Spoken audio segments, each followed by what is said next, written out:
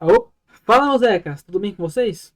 Hoje eu estou gravando esse vídeo porque eu quero dar uma satisfação sobre o projeto Rede Godot, já que tem um tempo que não posto nada sobre e, caso não tenham notado, surgiu um grande descontinuado na frente do título de cada vídeo relacionado a ele. Então, antes que eu comece a explicar, tomem seus assentos, preparem suas pipocas e vamos lá! Sim, o projeto foi descontinuado, foi uma decisão difícil porque eu tive uma pega enorme com ele, já que foi meu primeiro projeto visível ao público e estava tendo um bom progresso até. Mas eu tive que tomar essa decisão. Mas o que aconteceu? Por que você teve que cancelar o projeto, seu Jacob? Calma, calma, meu compatriota. Primeiro eu vou explicar o que me levou a fazer esse projeto. Ah, então você se explica. Tá, então Se eu explica aí, então. tô tentando, ô Zeca, dá pra você ficar quieto?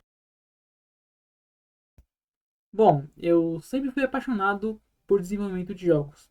Lembro que eu descobri isso com meus 7, 8 anos quando eu pesquisei no YouTube como criar um jogo. E lá eu me deparei com Macromedia Flash 8. No caso, o tutorial que eu vi no YouTube, a primeira coisa que ele ensinou é como fazer um joguinho de tiro ao alvo. E quando eu vi funcionando aquilo no meu PC, eu me encontrei, sabe? Foi aí que eu aprendi a programar, foi ali que eu aprendi um pouco de audiovisual e tudo mais. Eu me apaixonei realmente por desenvolvimento de jogos ali. Muito tempo depois, eu me senti inspirado por uma fangame chamada Sonic After the Sequel. Lembro que eu vi ela num tópico de melhores fangames do Sonic. E ela tava ali no meio. Ela tinha o visual mais parecido realmente com a saga clássica. E eu sempre fui mais apaixonado mesmo pela saga clássica. Tanto pelo estilo de arte quanto pela gameplay mesmo.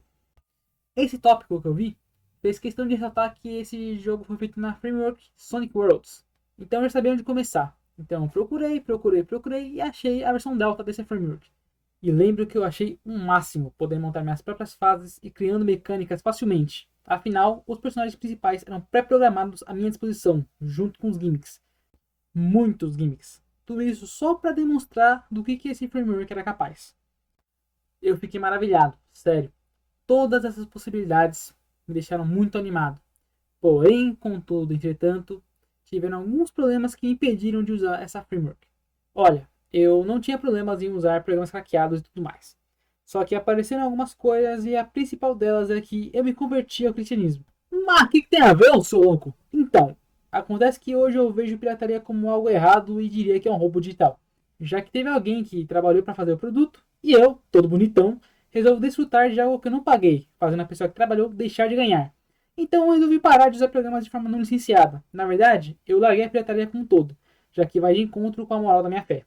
Não pretendo me aprofundar muito mais nesse assunto, mas foi o principal dos fatores. A engine utilizada para criar esse framework foi a Multimedia Fusion 2, o qual não só é pago, como é muito caro. E tem suporte apenas para o sistema operacional Windows. Ou seja, se você quiser fazer algo no Linux, Mac ou até mesmo no celular, você não conseguiria. Pelo menos não com o mesmo conforto e performance do Windows. Com isso tudo, eu admito que fiquei meio triste. Poxa, e agora? Como eu iria resolver isso? Como eu ia criar meus fangames do Ouriço Azul Boleta maneiro? Eu entendo de programação, mas não tenho coragem de dar um passo nesse nível. Ué, tenta, que custa? Exato. Depois de muito pensar, eu resolvi dar um passo à frente. Lógico que eu não estava pretendendo ir muito longe com isso, mas de qualquer forma, seria um bom aprendizado, não? Então lembrei de uma engine que eu tinha visto um tempo atrás. Ela é gratuita, código aberto e continha licença MIT. Ah, você tá falando grego comigo agora. O que raio é uma licença MIT? Basicamente, todo software pode carregar uma licença para ele. Essa licença determina regras de uso e distribuição. A licença MIT carrega 3 cláusulas, sendo 1. Você pode usar o software em questão para qualquer objetivo gratuitamente, inclusive o uso comercial. 2. Você pode estudar o código-fonte e até modificar o que você quiser. 3. Você pode distribuir versões modificadas ou não desse software, inclusive comercialmente, com outra licença, incluindo proprietária. Lógico que contém uma ressalva sobre essa terceira cláusula, mas não vou entrar muito em detalhes sobre.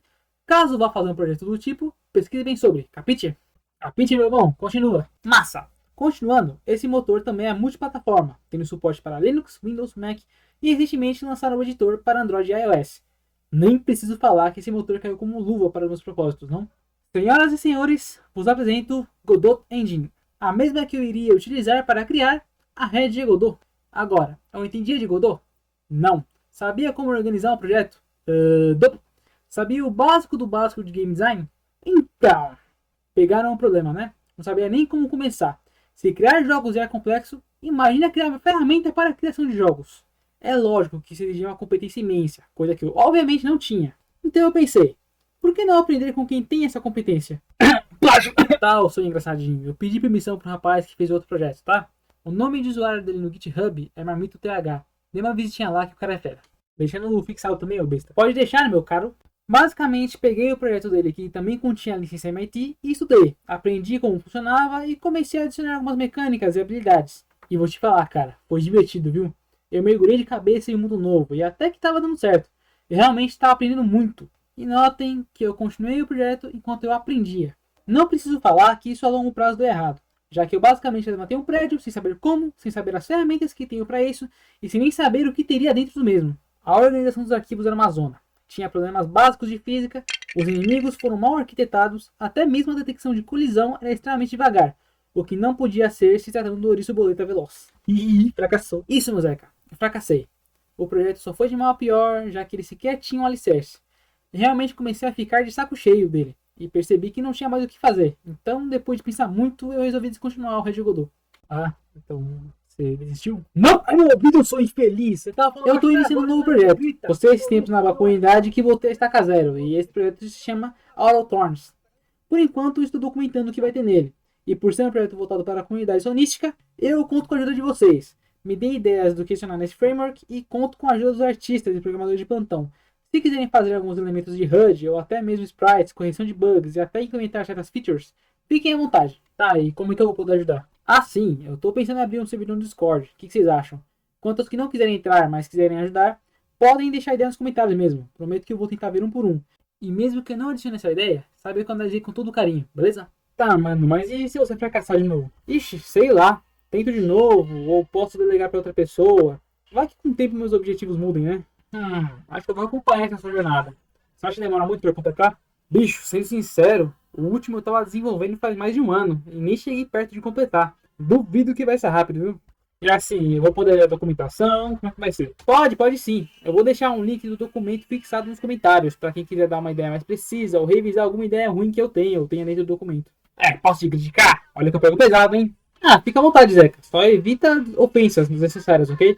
Mas de resto pode expor defeitos e o que for, porque afinal de contas o projeto não é só pra mim, né? É isso, meus Zecas. Conto com vocês e obrigado por todo o apoio até agora. Todos os comentários me deram uma motivação. E por causa desses mesmos comentários, eu não larguei de mão meu objetivo. Outra coisa, tenham paciência comigo, tá? Só um pouquinho devagar. Fora que esse canal não vai ser só sobre isso. Como tá escrito na aba sobre do canal, espere um pouco de aleatoriedade. É isso. Muito obrigado por assistir até aqui e até a próxima!